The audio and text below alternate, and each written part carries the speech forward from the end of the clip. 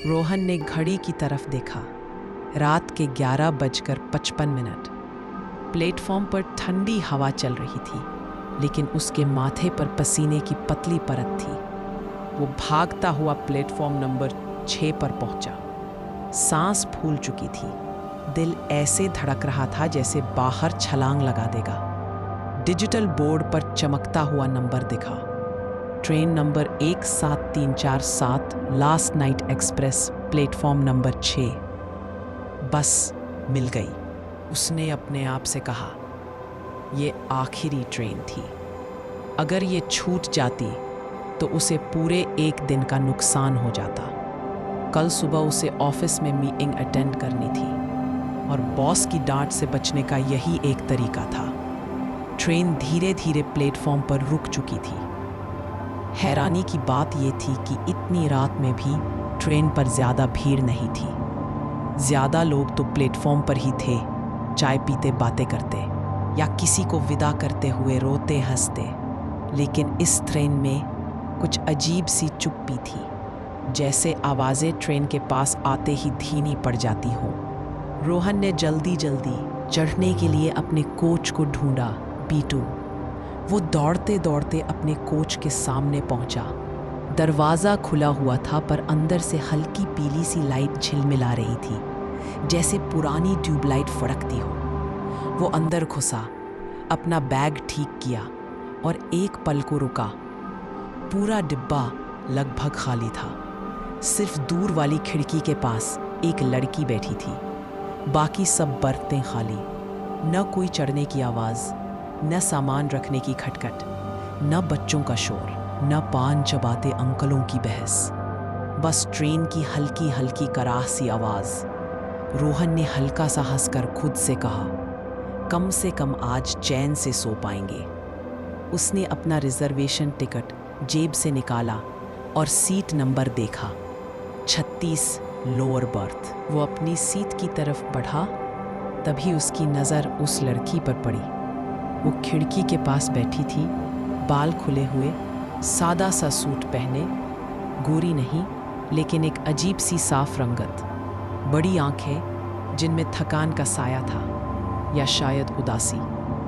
Train धीरे धीरे हिचकोले खाने लगी, जैसे किसी ने उसे झकझोर के कहा हो, चल उठ, बहुत देर हो गई। सीटी बजी, पहिए चरमराए और प्लेटफॉर्म से दूर जाने लगी। रोहन ने अपनी बर्थ पर बैग रखा, पानी निकाला, एक घूंट लिया, फिर नज़र अपने आप उस लड़की की तरफ चली गई। वो अब भी बाहर देख रही थी, जैसे रात के अंधेरे में भी उसे कुछ दिख रहा हो। ट्रेन ने स्टेशन छोड़ दिया। बाहर शहर की पीली पीली लाइटें पीछे भागती जा रही थी, लेकिन कुछ ही देर में सब बदल गया। लाइटें विरल हो गईं, फिर गायब। अब बस काला आसमान, कभी कभी किसी दूर के गांव की टिमटिमाती रोशनी। डिब्बे में सन्नाटा गहरा हो गया। रोहन ने मोबाइल निकाला, नेटवर्क एक दो बार झपका, फिर नो सर्विस दिखा। अरे यार, उसने बड़बड़ाया, इतनी नाइट ट्रेन और नेटवर्क भी नहीं। वो थोड़ा घबराहट और ऊब से बचने के लिए खुद को व्यस्त करना चाहता था। उसने सोचा, चलो बात करने की कोशिश ही करते हैं, वैसे भी पूरा डिब्बा खाली है। वो हल्के से मुस्कुराया और लड़की की तरफ बढ़ा। एक्सक्यूज़ मी, उसने धीरे से कहा। लड़की ने हल्का सा सिर उसकी तरफ मोड़ा। उसकी आंखों में वही थकी हुई पर अजीब सी गहराई थी। जी, उसकी आवाज़ धीमी पर साफ थी। मैं रोहन, सीट थोड़ी आगे है मेरी। बस सोचा, इतनी रात में बस हम दो ही लोग हैं डिब्बे में, सो हाय। लड़की ने थोड़ा सा मुस्कुराने की कोशिश की, पर मुस्कुराहट उसके होठों तक आकर रुक गई। मैं अंजलि, उसने कहा। आप अकेले जा रहे हैं? हाँ, रोहन ने कहा। ऑफिशियल काम था, अब वापस घर जा रहा हूँ। अंजलि ने खिड़की से बाहर झांकते हुए धीमे से कहा, मैं भी घर जा रही हूँ। उसके कहने का अंदाज कुछ अलग था, जैसे घर कोई जगह ना हो, कोई और चीज़ हो, कोई और मायने। रोहन ने कैजुअल टोन में पूछा, कहाँ तक जा रही हैं आप? सेम स्टेशन या बीच में उतरेंगी? अंजलि ने उसकी तरफ देखा। उसके होठों पर हल्की मुस्कान आई। फिर बोली, जहाँ ये ट्रेन मुझे ले जाएगी वहीं उतर जाऊंगी, वही मेरा घर है। उसके शब्दों के साथ ही बाहर कहीं दूर बिजली सी चमकी और जंगल की परछाइयाँ थोड़ी देर के लिए दिखी। रोहन ने खिड़की से बाहर देखा। पटरी के दोनों तरफ अब घना अंधेरा था। पेड़ों की काली आकृतियां हवा के साथ झूम रही थी, जैसे किसी पुराने डरावने सपने की तस्वीर। जंगल उसके मुंह से निकल गया। ये तो मेन रूट नहीं लगता। अंजलि चुप रही। उसकी उंगलियां सीट के किनारे को हल्के हल्के सहला रही थी, जैसे कुछ गिन रही हो। उसके नाखून सफ़ेद और साफ थे, पर उंगलियां अजीब तरह से ठंडी दिख रही थी, बस देखने से ही। रोहन ने घड़ी देखी, 12:15 AM, आखिरी रात की ट्रेन। उसने सोचा, शायद इसी वजह से रूट थोड़ा अलग हो। लेकिन दिल के किसी कोने में हल्की बेचैनी उमड़ने लगी थी।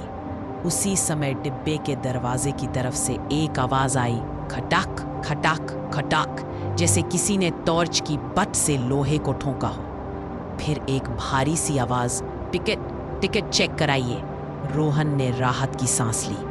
ओह, टीटी आ गए, नॉर्मल ही तो है सब। ताज्जुब ये था कि इतने खाली डिब्बे में भी टीटी की एंट्री अजीब लगी।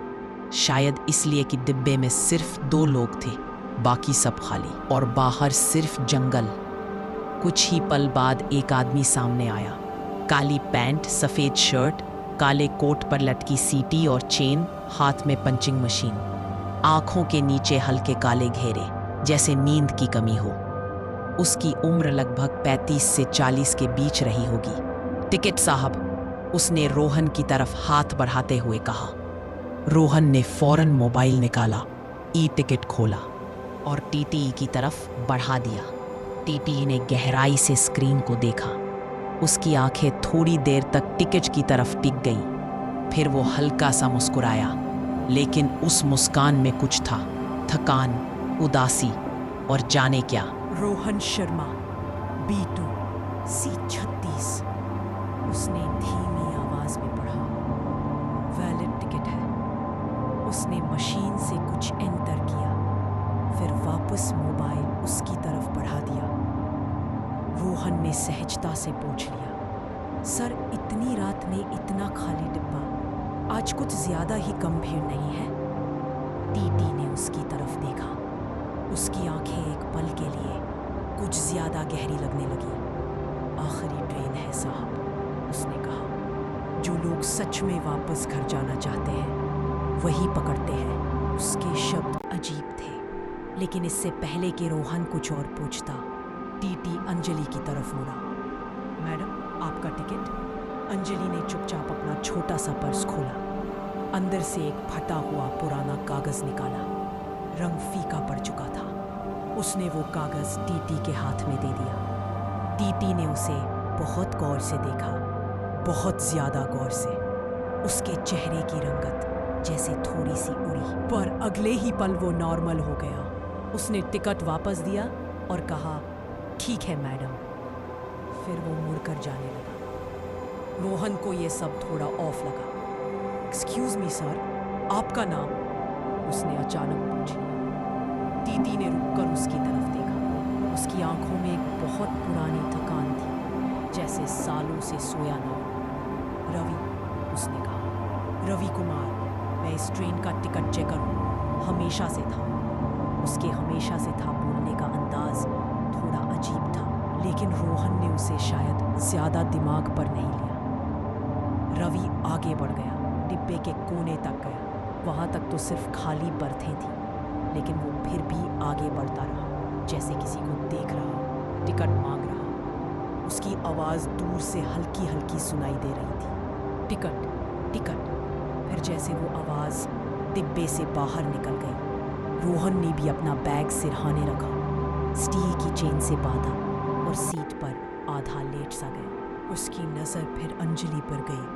वो अब भी वही थी, उसी पोज में, लेकिन अब उसकी आंखें खाली नहीं थी।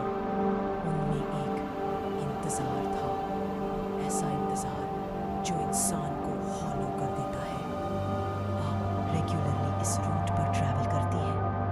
रोहन ने पूछा, सोने से पहले थोड़ा बात करने के इरादे से। मैं तो पहली बार इतनी लेट वाली ट्रेन पकड़ रहा हूँ। अंजलि ने उसकी तरफ देखा, धीरे से बोली, मैं इसी ट्रेन से जाती हूँ हमेशा। रोहन हंसा, मतलब आप भी नाइट आउल है, लेट नाइट ट्रैवलर। अंजलि के होठों पर इस बार हल्की मुस्कान आई, लेकिन उसकी आंखें मुस्कुराई नहीं। ये ट्रेन मेरे लिए ही चलती है शायद, उसने फुसफुसाते हुए कहा। हर रात यही टाइम, यही रास्ता। रोहन का दिमाग मजाक ढूंढने लगा ताकि उसे नॉर्मल लगे। अच्छा, तो आप ही हैं इस ट्रेन की वीआईपी पैसेंजर, मुस्कुराकर कहा। काफी रॉयल फील आ रही होगी, पूरा कोच लगभग खाली। अंजलि ने पल भर को उसकी तरफ देखा, फिर खिड़की के बाहर अंधेरे में गुम हो गई। बाहर अब कुछ भी साफ दिख नहीं रहा था, बस पेड़ों की काली परछाइयां। कभी कभी कोई सूखी डाल ट्रेन के शरीर से टकराती तो खरोंचने जैसी घिस घिस की आवाज आती। ट्रेन अब सामान्य स्पीड से थोड़ी धीमी हो चुकी थी। झटके जरा अनियमित लग रहे थे। इंजन की आवाज भी कुछ अलग थी, जैसे कोई भारी सांसें ले रहा हो। लगभग आधा घंटा यूं ही बीत गया। डिब्बे में न कोई और चढ़ा, न किसी की आवाज। पानी की बोतल धुलकने तक की आवाज साफ सुनाई दे सकती थी। रोहन की आंखें भारी होने लगी थी। उसने सोचा, थोड़ी देर सो जाता हूँ, सुबह तक स्टेशन आ जाएगा। उसी समय ट्रेन अचानक जोर से झटकी। धड़ाम, उसका सिर बर्थ के किनारे से टकराया। वो झट से उठ बैठा। बत्तियां एक सेकंड के लिए मंद हुई, फिर से जल गई, लेकिन अब पहले से ज्यादा पीली, ज्यादा थकी हुई लग रही थी। ये क्या था? रोहन ने खुद से पूछा। उसने तुरंत बाहर देखा। ट्रेन अब बहुत धीमी हो चुकी थी, जैसे किसी अनजाने मोड़ पर रेंग रही हो। बाहर गहरा जंगल था, ना किसी गांव की लाइट, ना दूर कोई सड़क, ना कोई स्टेशन। बस पेड़, अंधेरा और बीच बीच में कोई काली चिड़िया या सूखी डाल। उसके दिल में हल्की सी घबराहट होने लगी। उसने देखा, अंजलि अब पहले से ज्यादा शांत थी, जैसे ये सब उसके लिए नया न हो। ये कौन सा रूट है? रोहन के मुंह से निकला। मेरा तो ऐसा कभी नहीं हुआ। इस ट्रेन से पहली बार जा रहा हूँ, लेकिन मैप्स में तो मेन रूट दूसरी तरफ दिख रहा था। अंजलि ने उसे कुछ पल तक देखा, फिर बहुत धीरे से ऑलमोस्ट फुसफुसाहट में कहा, ये वही रूट है जो उन्हें याद नहीं, जो बची नहीं। मतलब? रोहन ने बाहें चढ़ाई। अंजलि की आंखें अचानक थोड़ा नम सी हो गई। उसने खिड़की से बाहर देखा और कही हुई बात जैसे किसी और के लिए थी या खुद से। 12 साल हो गए, उसने कहा। 12 साल, हर रात यही रास्ता, यही ट्रेन, यही सीट। रोहन ने हड़बड़ा कर पूछा, 12 साल? आप क्या बोल रही हैं? आप रोज इसी टाइम ट्रैवल करती हैं?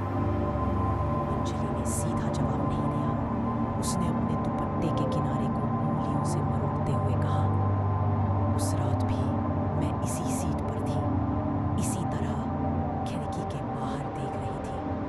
बस फर्क इतना था कि तब ट्रेन भरी हुई थी, लोग हंस रहे थे, बातें कर रहे थे, किसी का बच्चा रो रहा था, कोई चाय मांग रहा था। सबको लगता था कि सुबह तक सब नॉर्मल होगा। उसका गला भर आया। उसने शब्दों को निगलते हुए कहा, किसी ने नहीं सोचा था कि वो सुबह आएगी ही नहीं। रोहन के शरीर में एक ठंडी लहर दौड़ गई। उसने तुरंत बात काटते हुए हंसने की कोशिश की। आप मुझे डराने की कोशिश कर रही हैं क्या? ये कोई हॉरर स्टोरी का सेटअप है क्या? अंजलि ने उसकी तरफ देखा, इस बार बिना मुस्कान के। आपको डरना ही चाहिए रोहन, उसने धीमी पर बेहद साफ आवाज में कहा, क्योंकि ये ट्रेन अब किसी शहर नहीं जाती। ट्रेन ने फिर किसी तेज मोड़ पर कर्कश आवाज की। लोहे के पहिए पटरी पर ऐसे घिसे कि रोहन के कानों में दर्द हुआ। उसे लगा जैसे ट्रेन जबरदस्ती किसी और रास्ते पर मोड़ दी गई हो। अचानक डिब्बे की ट्यूबलाइट और भी जोर से झपझपाने लगी। कुछ सेकंड के लिए पूरा डिब्बा अंधेरे में डूब गया। उस क्षणिक अंधेरे में रोहन ने महसूस किया कि उसके बगल से कोई चलकर गुजरा है। ठंडी हवा का एक तेज झोंका, जैसे किसी का अदृश्य शरीर। लाइट वापस आई, लेकिन अब डिब्बे में सिर्फ दो नहीं, कई आकृतियां धुंधली सी दिख रही थी। कुर्सियों पर बैठे लोग, कोई बर्थ पर लेटा हुआ, कोई खिड़की के पास खड़ा। सबके चेहरे धुंधले, जैसे धुएं से बने हों। आंखें खोखली, पर फिर भी सीधी उसकी तरफ देखती हुई। रोहन की सांस अटक गई। ये क्या? उसकी आवाज गले में अटक गई। अगले ही पल उसने पलक झपकी और सब गायब। फिर वही खाली डिब्बा, सिर्फ वो और अंजलि। उसकी धड़कन इतनी तेज थी कि उसे अपने सीने में धक धक सुनाई दे रही थी। उसने खुद को समझाने की कोशिश की। स्लीप डेप्रिवेशन, थकान, दिमाग हेलुसिनेट कर रहा है। बस वो अचानक उठा और डिब्बे के गेट की तरफ चल दिया। उसने सोचा, मैं अगले कोच में जाता हूँ, शायद वहाँ लोग हों, वहाँ नॉर्मल फील होगा। लेकिन जैसे ही वो गेट के पास पहुँचा, वही खटाक खटाक की आवाज़ सुनाई दी। रवि टीटी दरवाजे के पास खड़ा था। उसका चेहरा इस बार कुछ और ही लग रहा था। आंखों के नीचे के काले घेरे ज्यादा गहरे, होठों की मुस्कान गायब, चेहरा पीला। कहाँ जा रहे हैं साहब? रवि ने पूछा। वो, मैं अगले कोच में जा रहा था, देखूं शायद वहाँ। अगला कोच नहीं है, रवि ने बीच में ही काट दिया। क्या मतलब? मैं तो चढ़ते वक्त देखा था, पीछे भी कोच थे। रवि ने बहुत धीरे से सिर हिलाया। आपने सोचा था कि देखे हैं, लेकिन ये आखिरी ट्रेन है साहब, जो रास्ते में अलग हो जाती है। रोहन ने हड़बड़ाकर पूछा, अलग? किससे? बाकी ट्रेन से? ये क्या नॉनसेंस है? ये कोई ओल्ड ट्रैक है क्या? रवि ने उसकी आंखों में देखते हुए कहा, आपको याद है टिकट बुक करते समय आपने ट्रेन नंबर क्या देखा था? हाँ, 17347, रोहन ने तुरंत कहा। Last night express. रवि के होठों पर एक अजीब फीकी सी मुस्कान आई। आपको पता है, इस नंबर की ट्रेन 12 साल पहले रात 2:17 पर पटरी से उतर गई थी, उसने कहा। एक सुनसान जंगल के मोड़ पर, जहाँ कोई स्टेशन नहीं, कोई गांव नहीं, कोई मदद नहीं, बस चीखें थीं, आग थी और फिर मौत। रोहन के कानों में जैसे तेज सीटी बजी। उसे लगा कि उसने गलत सुना है। क्या? उसने कांपती आवाज में पूछा। ये कैसा मजाक है? अगर ये ट्रेन 12 साल पहले क्रैश हो चुकी है, तो मैं अभी इसमें कैसे बैठा हूँ? रवि की आंखें अचानक बहुत उदास हो गई। उसने हल्का सा सिर झुकाया। यही तो सवाल हर वो यात्री पूछता है जो पहली बार इस ट्रेन में चढ़ता है, उसने फुसफुसा कर कहा। और हर बार जवाब वही होता है। रवि ने जेब से कुछ निकाला, एक पुराना जला हुआ काला सा कागज। उसने उसे रोहन के हाथ में रख दिया। रोहन ने कांपते हाथों से उसे खोला। वो किसी अखबार की कटी हुई कतरन थी। किनारे जले हुए, स्याही धुंधली, लेकिन बीच में हेडलाइन साफ दिख रही थी।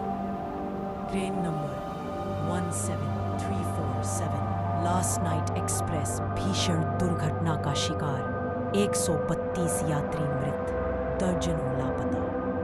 उसके नीचे एक ब्लर सी फोटो थी।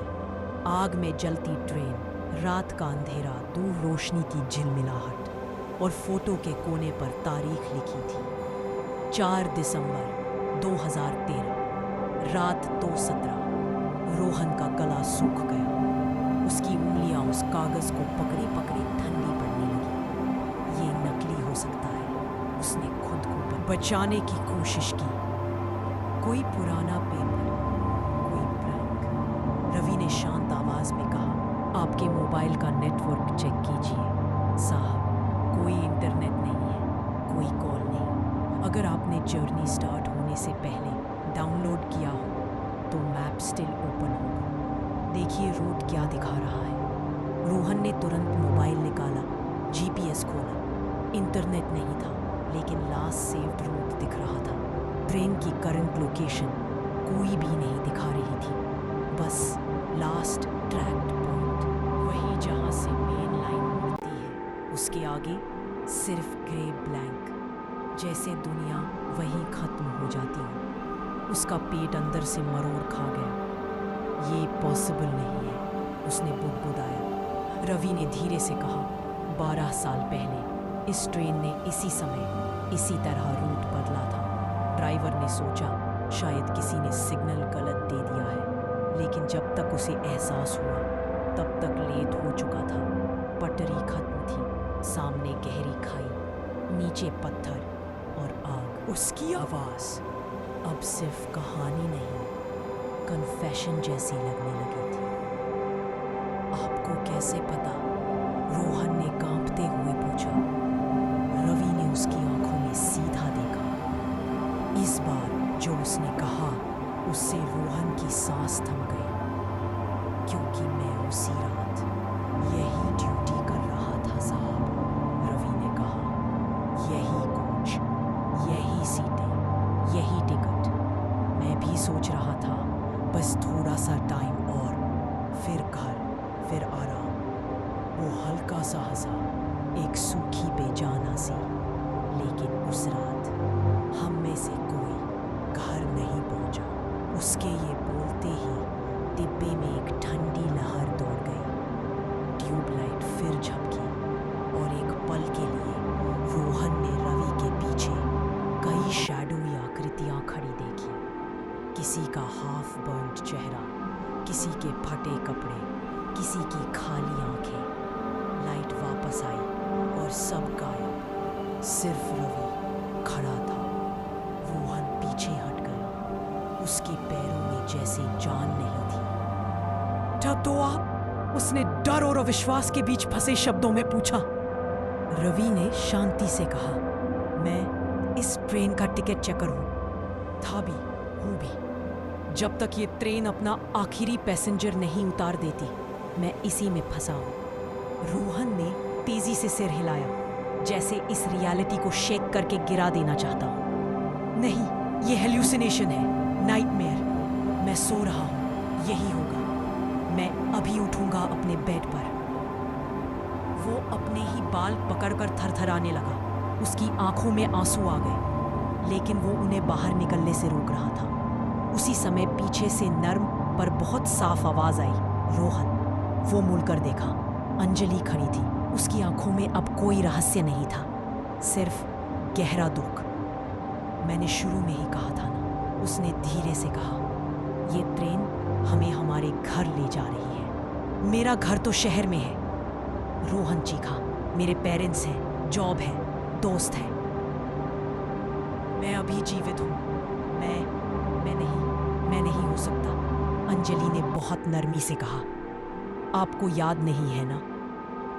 क्या याद करूं? मैंने बस टिकट बुक किया, ऑफिस से निकला, स्टेशन आया, ट्रेन पकड़ी, रवि ने बीच में कहा।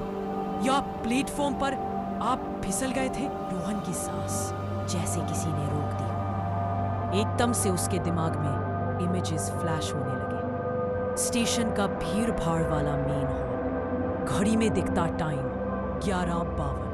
वो भागते हुए सीढ़ियां चढ़ रहा था, फोन कान पर, माँ की आवाज, बेटा आराम से जाना, ट्रेन तो। प्लेटफॉर्म नंबर 6 की तरफ भागते वक्त एक ठंडी गीली सीढ़ी, किसी ने पानी गिरा दिया था। उसके जूते का अगला हिस्सा फिसला, उसका बैलेंस बिगड़ा। हाथ में बैग, दूसरा हाथ फोन पकड़े। फिर एक तेज चिल्लाहट, किसी का अरे संभलो की आवाज। उसके सामने पीली पटरी की रेखा, अंधेरी जगह जहां प्लेटफॉर्म की लाइट पूरी नहीं पहुंच रही थी। उसने खुद को बचाने की कोशिश की, लेकिन उसका पैर हवा में रह गया था। फिर बस धड़ाम। ये मेमोरी इतनी अचानक, इतनी तेज आई कि वो वहीं खड़ा खड़ा लड़खड़ा गया। उसने कांपते होठों से कहा, नहीं, मैं तो उठ गया था, ट्रेन पकड़ी थी, मैं चढ़ा था। रवि ने धीरे से सिर हिलाया। आपने चढ़ा था, पर ऐसी ट्रेन पर जो अब हमारे जैसा लोगों के लिए चलती है, उसने कहा, जिनके शरीर वहीं प्लेटफॉर्म पर रह गए, या किसी खाई में या आग में, लेकिन उनका मन सफर पूरा करना चाहता था। अंजलि ने आगे बढ़कर कहा, 12 साल पहले मैं भी इसी तरह अपनी पढ़ाई खत्म करके घर जा रही थी, इसी ट्रेन से। मेरा स्टेशन इस रूट के अंदर कहीं नहीं आता, लेकिन मैं हमेशा सोचती थी बस ये जर्नी खत्म हो जाए, फिर घर जाऊंगी। दुर्घटना के बाद मेरा शरीर वही आग के बीच रह गया, लेकिन मेरा मन अब भी हर रात ये जर्नी रिपीट करता है। वो उदास मुस्कुराई। अब ये ट्रेन हम सब के लिए है जो इनकम्प्लीट जर्नी लेकर मर गए। रोहन धीरे धीरे पीछे हटने लगा। उसे हर तरफ से दीवारें सिकुड़ती हुई महसूस हो रही थी। नहीं, मैं ऐसा नहीं चाहता। मुझे वापस जाना है, मुझे घर जाना है, उसने ऑलमोस्ट रोते हुए कहा। रवि ने गहरी सांस ली। इसीलिए तो ये आखिरी ट्रेन है साहब, उसने कहा। ये उन लोगों की आखिरी चांस होती है समझने की कि क्या हुआ। कुछ मान लेते हैं, आगे बढ़ जाते हैं, कुछ सच्चाई मानने से इनकार करते हैं, और फिर वो हमेशा के लिए इसी डिब्बे में भटकते रहते हैं। उसने धीरे से हाथ उठाकर आसपास की खाली बर्तों की तरफ इशारा किया। कुछ पल के लिए रोहन को लगा वहाँ कोई बैठा है, कोई रो रहा है, कोई हंस रहा है, कोई किसी को पुकार रहा है। आवाज़ें बहुत दूर से आ रही थी, जैसे पानी के अंदर से। अगले ही पल सब नॉर्मल। रोहन ने गर्दन झटक दी। तो ये सब मेरे दिमाग में हो रहा है, उसने खुद से पूछा, या मैं सच में? वो डिब्बे के बीच में खड़ा हो गया, दोनों हाथों से सिर पकड़ लिया। अंजलि धीरे धीरे उसके पास आई। एक सवाल पूछूं? उसने नरमी से कहा। का क्या? रोहन ने हांफते हुए कहा। जब आप ट्रेन में चढ़े थे, आपसे कोई टकराया था? किसी ने आपकी हेल्प की थी ऊपर चढ़ने में? किसी कूली ने या किसी गार्ड ने कुछ बोला था? किसी ने सीटी बजाई थी? आपने किसी और पैसेंजर को ठीक से देखा था? रोहन चुप हो गया। उसने याद करने की कोशिश की। प्लेटफॉर्म, उसका दौड़ना, ट्रेन, खुला दरवाज़ा, लेकिन चढ़ते समय उसे कोई चेहरा याद नहीं आ रहा था। न कोई आवाज़, न कोई भीड़, बस पीली रोशनी, धीमी ट्रेन और घुटती हुई चुप्पी। उसकी आंखों में आंसू भर आए। मैं सच में मर गया? उसने धीमी आवाज़ में पूछा, जिसमें डर से ज़्यादा खालीपन था। रवि की आंखें कुछ नरम हुई। मरना सिर्फ शरीर का बंद होना होता है साहब, उसने कहा। आपका शरीर स्टेशन पर छूट चुका है। शायद अभी भी लोग भाग दौड़ कर रहे होंगे, एम्बुलेंस आई होगी, कोई आपका नाम ढूंढने की कोशिश कर रहा होगा, लेकिन आपका मन यहाँ है, इस ट्रेन में। ये आखिरी ट्रेन है जो आपको आपके सच्चे घर की तरफ ले जाएगी। रोहन ने मशीन की तरह दोहराया। मेरा घर तो शहर में है, अंजलि ने बहुत धीरे से, ऑलमोस्ट माँ जैसे अंदाज में कहा। शहर वाला घर अब आपके बिना भी चल जाएगा रोहन, लेकिन आपका असली घर अब कहीं और है। शायद वहाँ जहाँ सब कुछ शांति है, जहाँ ना टाइम है, ना डेडलाइंस, ना ट्रेनें, सिर्फ सुकून। ट्रेन अचानक और धीमी हो गई। बाहर का जंगल अब पहले से भी ज्यादा घना लग रहा था, लेकिन दूर, कहीं बहुत दूर, हल्की सी रोशनी दिखने लगी। ना स्टेशन की तरह, ना शहर की तरह। वो रोशनी किसी गांव के दिए की तरह गर्म थी, पर उसमें कोई शेप नहीं थी। रवि ने उस डायरेक्शन में देखा, फिर रोहन की तरफ। देखिए साहब, हर रात इस ट्रेन को 2 रास्ते मिलते हैं, उसने कहा। एक रास्ता जो आगे उस रोशनी की तरफ जाता है, वही असली घर है, जहाँ जाने के बाद फिर कोई ट्रेन, कोई सफ़र, कोई डर नहीं रहता। और दूसरा? रोहन ने धीरे से पूछा।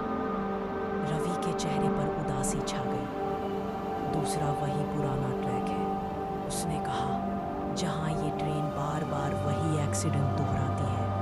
वही चीखें, वही आग, वही दर्द, और हर रात कुछ आत्माएं डर कर उस लूप में फंसी रह जाती है, क्योंकि वो स्वीकार नहीं कर पाती कि वो मर चुकी है। वो पीछे भागती हैं अपने पुराने घर, पुराने जीवन, पुराने डर की तरफ। उसने चारों तरफ नजर घुमाई।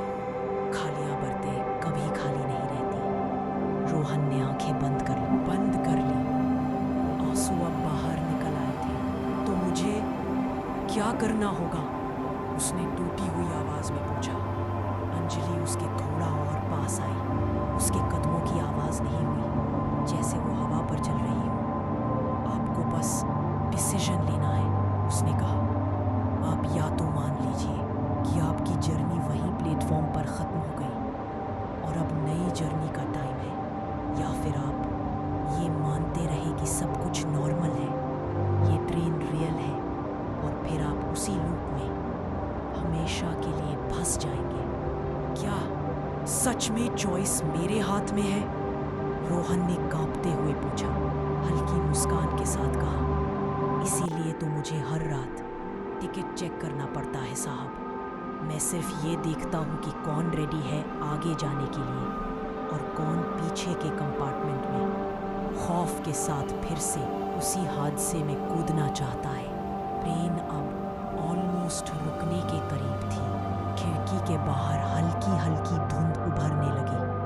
रोशनियां ज्यादा साफ होने लगी। सड़कें नहीं थी, घर नहीं थे, लेकिन एक शांत ओपननेस थी, जैसे किसी विशाल मैदान में धूप उतरने से पहले का समय। डिब्बे के अंदर गर्माहट सी महसूस होने लगी। रोहन ने गहरी सांस ली। उसका दिल अब भी तेज धड़क रहा था, लेकिन पहले की तरह बेकाबू नहीं। मेरे पेरेंट्स, उसने धीरे से कहा, वो टूट जाएंगे मेरे बिना। अंजलि ने नर्म स्वर में कहा। शुरू में हाँ, बहुत रोएंगे, बहुत सवाल करेंगे, लेकिन फिर धीरे धीरे वो जीना सीख जाएंगे। इंसान जीना सीख लेता है रोहन, दुख के साथ भी। और मैं, उसने लगभग बच्चा बनकर पूछा। आप शांति सीखेंगे, अंजलि ने कहा। अगर आप उस रोशनी में चले जाएंगे तो आप उन्हें दूर से देख पाएंगे, शायद बिना आवाज़ों, बिना डर के। और एक दिन, बहुत साल बाद, जब उनकी अपनी आखिरी ट्रेन आएगी, शायद आपको फिर कहीं मिले। उसके शब्दों में कोई धर्म नहीं था, कोई हैवी फिलॉसफी नहीं, बस एक सादा सा सच जो दिल को थोड़ा हल्का करता था। ट्रेन अब इतनी धीमी हो गई कि वो रेंग रही थी। रवि ने अपनी जेब से एक छोटी नोटबुक निकाली। उसमें बहुत सारे नाम लिखे थे, कुछ क्रॉस किए हुए, कुछ नहीं। क्या मेरा नाम भी इसमें है? रोहन ने पूछा। रवि ने पन्ने पलटे, फिर एक जगह उंगली रोक दी। हाँ, उसने कहा। आज की तारीख, आपका नाम, स्टेशन का नाम, सब लिखा है। अगर मैं पीछे जाना चुनूं? रोहन ने कांपते हुए पूछा। रवि की आंखें थोड़ी धुंधली हो गई। तो आपका नाम इस नोटबुक के दूसरे हिस्से में चला जाएगा, उसने कहा। उनके साथ जो हर रात उसी हादसे को फिर से जीते हैं, जो चीखों में अपनी पहचान खो चुके हैं, जो 12 साल से सिर्फ दर्द को रिपीट कर रहे हैं। उसने बहुत धीरे से जोड़ा। मत जाइए वहां साहब, वहां सिर्फ आग है। रोहन ने गहरी सांस ली। उसने आंखें बंद की। उसे माँ की हंसी याद आई, पिता की डांट, दोस्त का मजाक, ऑफिस की शिकायतें, फ्यूचर की प्लान्स, सब। पेट पॉइंट की सीढ़ी, फिसलना, हवा, टक्कर, और फिर एम्प्टीनेस। उसने धीरे धीरे आंखें खोली। खिड़की के बाहर रोशनी अब और साफ, और पास, और गर्म लग रही थी। उसने धीरे से कहा, मैं आगे जाना चाहता हूँ। ये कहते वक्त उसकी आवाज़ कांपी, लेकिन उसमें एक क्लैरिटी थी। रवि की आंखों में पहली बार हल्की सी चमक आई। तो फिर आपका टिकट वैलिड है साहब, उसने मुस्कुरा कर कहा। ये आखिरी ट्रेन आपको आपके घर छोड़ आएगी। अंजलि ने हल्की मुस्कान के साथ उसकी तरफ हाथ बढ़ाया। चले? उसने पूछा। रोहन ने थोड़ा हिचकते हुए उसका हाथ पकड़ा। उसका हाथ ठंडा नहीं था, ना गर्म, बस हल्का, जैसे किसी मेमोरी को छू लिया हो। ट्रेन एकदम से रुक गई। ना कोई झटका, ना आवाज, बस सब कुछ शांत हो गया। धीरे धीरे बंद हो गई। उसकी जगह कहीं ऊपर से आती सफेद नरम रोशनी ने ले ली। दरवाजा अपने आप खुला। बाहर कोई प्लेटफॉर्म नहीं था, बस एक खुला सा रास्ता धुंध में लिपटा हुआ जो रोशनी की तरफ जाता था। रवि थोड़ी दूरी पर खड़ा था। उसका चेहरा पहले से ज्यादा पीसफुल लग रहा था। रवि सर, आप? रोहन ने पूछा। रवि ने हल्की हंसी के साथ कहा, मैं अभी नहीं जा सकता साहब। अभी भी बहुत से पैसेंजर्स हैं जो इस ट्रेन में आएंगे। किसी को तो उनका टिकट चेक करना होगा ना। आप हमेशा यही रहेंगे? रोहन ने उदासी से पूछा। रवि ने आसमान की तरफ देखा, जैसे कुछ कैलकुलेट कर रहा हो। शायद जब आखिरी पैसेंजर भी अपना रास्ता चुन लेगा, उसने कहा। शायद उस रात मेरी भी आखिरी ट्रेन आएगी। उसने हल्के से हाथ उठाकर सलाम किया। गुड बाय साहब, उसने कहा। और हाँ, अगली बार प्लेटफॉर्म पर दौड़ते समय संभल कर चलिएगा। ये मजाक नहीं था, लेकिन फिर भी रोहन के होठों पर हल्की हंसी आ गई। अगली बार, उसने धीरे से दोहराया। शायद कोई अगली बार नहीं होगा। अंजलि ने उसका हाथ थोड़ा कसकर पकड़ा। यही तो असली सुकून है, उसने कहा। अब किसी चीज की चिंता नहीं। रोहन ने एक आखिरी बार डिब्बे के अंदर झांका। वही सीटें, वही बर्थ, सब कुछ वैसा ही, लेकिन फिर भी नहीं। उसे लगा जैसे बहुत से चेहरों की फेंट आवाजें उसे अलविदा कह रही हो। कहीं दूर उसे अपने ही शरीर की हल्की सी तस्वीर दिखी। प्लेटफॉर्म पर लेटा हुआ, आसपास लोगों की भीड़, मोबाइल की टॉर्चें, किसी की रोती हुई आवाज। फिर वो सब धीरे धीरे धुंध में खो गया। उसने एक गहरी सांस ली, फिर अंजलि के साथ उस सफेद रोशनी की तरफ बढ़ गया। जैसे जैसे वो आगे बढ़ रहा था, उसके कदम हल्के हो रहे थे। डर पीछे कहीं रह गया था। दुख भी शायद किसी स्टेशन पर उतर चुका था। सिर्फ शांति बची थी। बहुत दूर जाते जाते उसने जैसे पीछे मुड़कर देखा। ट्रेन अब भी वहां थी, वही पुराना थका हुआ डिब्बा, लेकिन उसमें अब एक और सीट हमेशा के लिए खाली हो चुकी थी। रवि अंदर खड़ा अपनी नोटबुक में एक नाम के आगे हल्की सी लाइन खींच रहा था। Rohan Sharma, boarded last night, reached home. वो बुदबुदाया। एक और यात्री अपने घर पहुंच गया।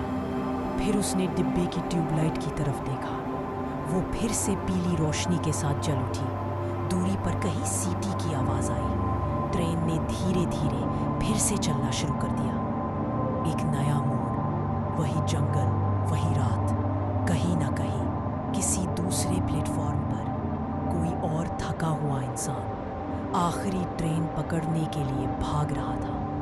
और train number 17347 last night express एक और बार किसी अधूरी जर्नी को पूरा करने के लिए अंधेरे से बाहर निकल रही थी।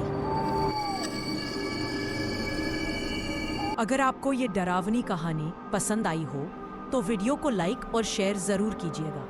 और हाँ, ऐसे ही और हॉरर स्टोरी सबसे पहले देखने के लिए चैनल को सब्सक्राइब करके बेल आइकन दबाना मत भूलिएगा। आपका एक छोटा सा लाइक, शेयर और सब्सक्राइब हमारे लिए बहुत ज्यादा मोटिवेटिंग होता है। और हमें आपके लिए और भी ज्यादा स्कैरी स्टोरीज लाने की हिम्मत देता है।